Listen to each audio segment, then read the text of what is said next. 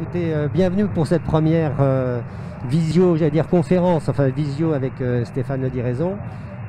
Écoutez, ça y est, on y est. Enfin, je charrie un petit peu en disant on y est. Il y est surtout, lui.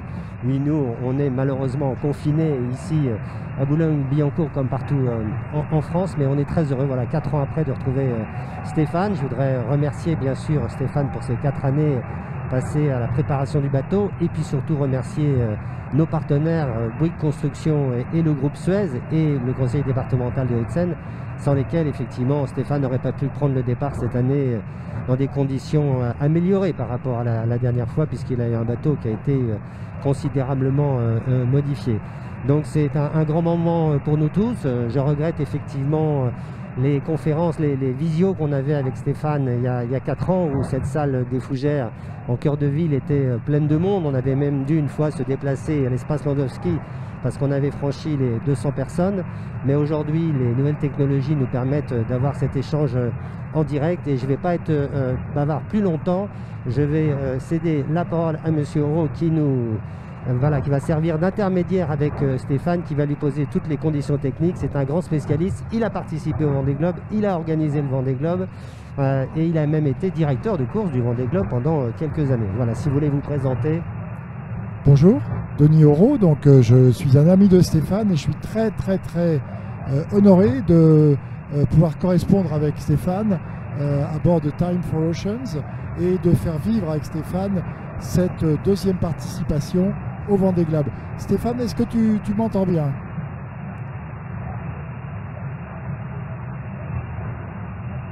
Eh ben moi je vous entends très bien. Bonjour à tous.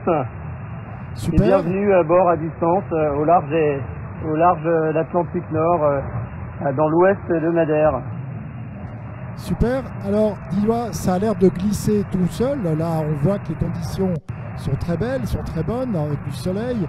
Et puis 18-20 nœuds, quelque chose comme ça de nord-nord-est, quelque chose comme ça. Est-ce que tu peux déjà nous faire un bilan du départ? Parce que nous, on a vécu le départ à travers les médias, mais toi qui l'as vécu en vrai, comment ça s'est passé ce départ?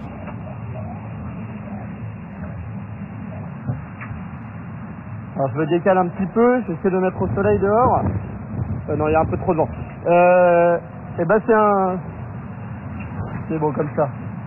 Là, c'est un départ de course qui est assez tonique, avec beaucoup de situations météo différentes à gérer. Donc on a eu 2 perturbations, en gros des périodes de vent et de pluie, 2 dépressions, dont la nuit dernière une dépression tropicale, et entre les deux zones de calme, des dorsales. Donc c'est extrêmement technique, et puis on voit que c'est parti très fort, parce que on va dire les 15 premiers bateaux, ils ont pris un rythme qui ressemble à un rythme de transat et pas un rythme de tour du monde. Ils sont très offensifs. Et moi j'ai choisi dès le début de préserver le bateau et de choisir une trajectoire qui garantisse de ne pas l'abîmer. Oui, tu préserves le bateau, mais tu as eu quand même pas mal d'ennuis que tu as gérés. Alors je ne vais pas les énumérer tous, le siège de navigation qui se décolle, le gasoil qui fuit, les pilotes, le chandelier, les foils, bref, il y en a eu tout un tas. Et tu as l'air de gérer tout ça avec une sérénité, une maturité positive qui m'impressionne.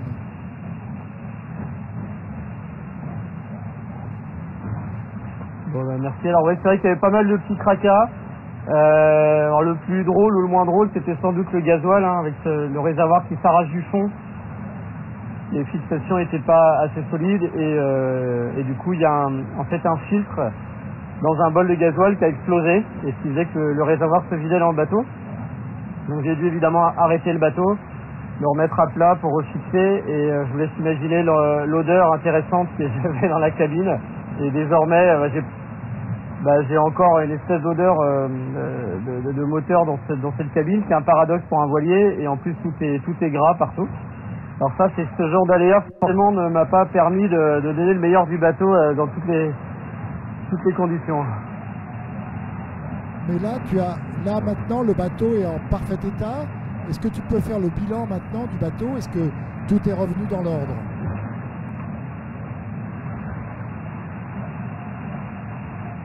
Oui, oui, alors déjà si on peut regarder structurellement, parce qu'on a eu des mers assez cassantes où le bateau tapait très fort. Et là, au niveau structurel, il n'y a rien à dire. Au niveau des voiles et du gréement, pareil, il n'y a rien à dire. J'ai tout préservé, il n'y a absolument rien d'abîmé. Et ensuite, au niveau du pilote, c'était en fait un aléa, c'est-à-dire que dans un vrac que j'ai pris, le bateau a pris beaucoup de gîtes et un sac est venu appuyer sur le disjoncteur des pilotes. Mais sauf que moi j'étais dehors à la barre avec un grain très fort et j'avais plus de possibilité de manœuvrer sur les chaînes là-bas. Mais une fois repris le contrôle, je me suis rendu compte qu'il n'y avait pas de problème électronique non plus. Donc si on résume, le bateau est tout à fait sain. J'ai été évidemment embêté par tous ces petits tracas et j'ai prévu dans 24 heures, je vais avoir une zone de vent assez molle. Et j'ai 2-3 heures de bricole devant moi pour remettre les choses vraiment parfaitement bien. Alors maintenant, tu vas pouvoir nous dire si les modifications du bateau sont positives, c'est-à-dire le foil, la protection du skipper. Est-ce que tout ça, ça donne vraiment satisfaction après une semaine de mer?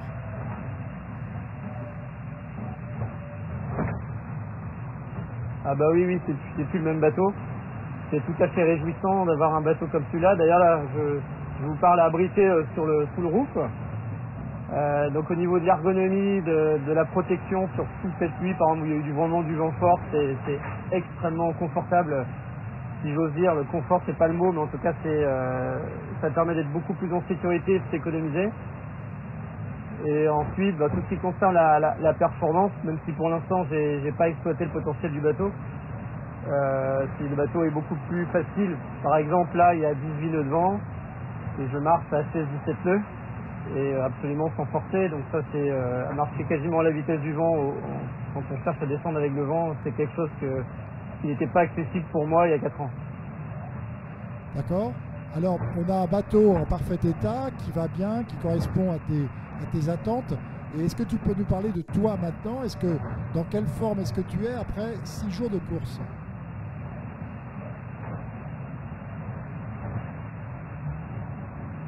Eh bien, je vais très bien. D'abord, il y a de la fatigue parce que ce début de course, il est franchement engagé. Beaucoup de manœuvres, donc du stress pour moi avec les aléas à gérer. Mais au fur et à mesure, je suis bien rentré dans cette course. Alors, le plus amusant, c'était cette nuit là où cette dépression bien creuse avec une mer hachée et du vent fort. Ça a donné un petit échantillon du Grand Sud au portant et, et ça me fait prendre pleinement conscience que je suis tout à fait prêt pour affronter ces mers-là. Ok, pour l'instant, on le voit sur la carte, tu t'es bien écarté de la dépression et en fait, tu navigues de façon très prudente apparemment.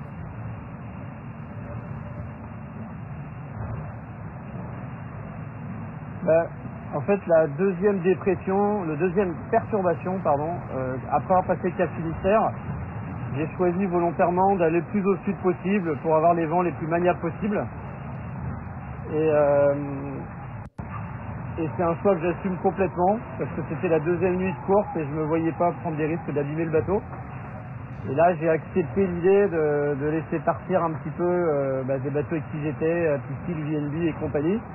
C'est un choix qui n'est pas facile à prendre, mais ils étaient vraiment offensifs dans la mer. Et moi, je me suis rappelé que c'est un tour du monde et pas une route du Rhum, et que l'arrivée, c'est dans 3 mois, pas dans une semaine. Parfait. Et alors, maintenant, tu es déjà en train de te positionner dans l'ouest. Est-ce que tu regardes déjà un petit peu vers le Poteau Noir, qui est, j'imagine, la prochaine étape?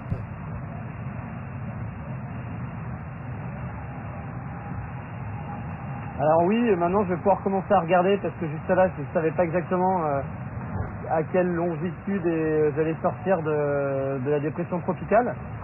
Donc maintenant je suis très ouest, mais comme à peu près toute la flotte, on s'est tous décalé beaucoup dans l'ouest. Il va déjà donner un angle favorable pour aller jusqu'au large du Cap Vert avec de la vitesse. Et effectivement, je vais pouvoir m'intéresser à la zone de convergence intertropicale, son petit nom ZCIT, ou plus connu encore Cipoteau Noir. Donc cette fameuse zone d'orage diluvien et de, comment dirais-je, de calme plat. Et là, la décision du pré-positionnement, j'ai envie de dire, je vais la prendre dans les 24-36 heures, et après, bien sûr, j'affinerai au fur et à mesure que je me rapprocherai de cette zone.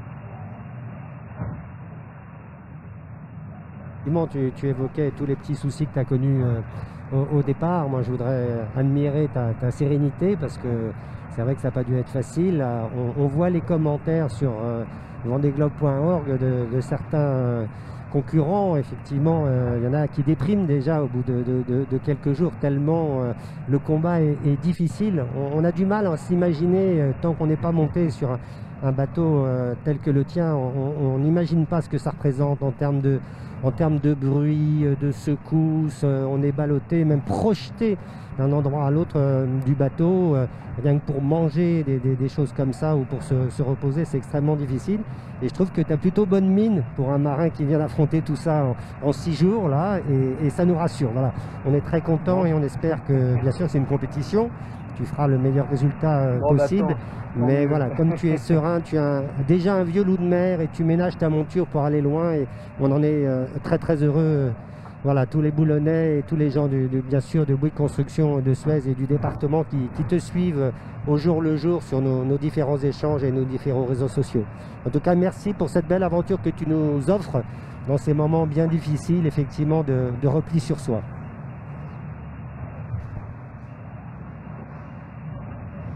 Eh ben merci beaucoup. Merci à tous pour votre soutien.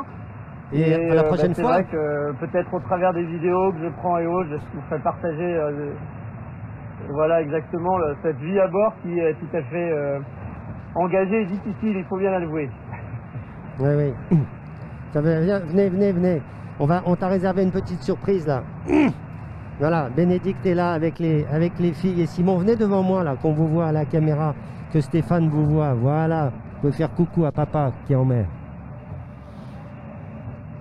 Ah mais je veux pas vous voir, moi j'ai pas de retour d'image moi. Ah, t'as pas de retour d'image, alors attends, on va essayer de se décaler. Non, là ça va mieux, non? Retour d'image.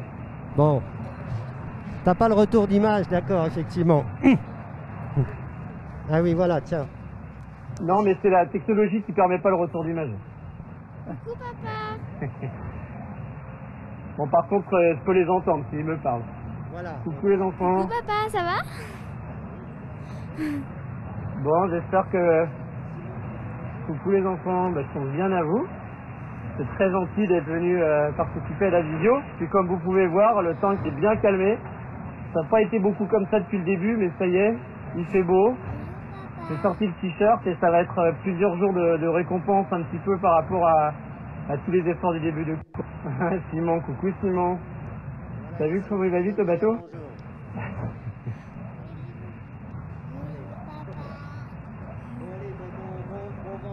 Stéphane, et puis à samedi prochain, puisqu'on a prévu de se voir comme ça jusqu'à l'arrivée tous les samedis à 16h. Allez, en tout cas, merci beaucoup, et puis profites-en pour te reposer un petit peu là, pour affronter les prochains jours. On est tous derrière toi. Allez, merci beaucoup. Merci encore. Merci à tous ceux qui nous ont suivis pour cette... Et à bientôt. Au revoir. Allez, voilà, merci à tous ceux qui ont suivi cette première visio avec Stéphane. Vous savez, c'est toujours un peu aléatoire. Je remercie les techniciens qui ont assuré la communication. C'est pas toujours facile. Mais en tout cas, on se donne rendez-vous tous les samedis. J'espère que ce sera de la même qualité tous les samedis, même quand il sera dans les mers du Grand Sud, dans les 40e rugissants ou les 50e hurlants, je ne sais pas comment on appelle ça, effectivement, voilà, en termes de mer un peu démontée. Mais déjà, il a bien connu des moments difficiles avec ces 3 dépressions successives, enfin ces 2 dépressions majeures successives. Donc on est très heureux que notre skipper fasse une si belle course jusqu'à présent. Merci à tous, en tout cas, de votre attention et de votre présence.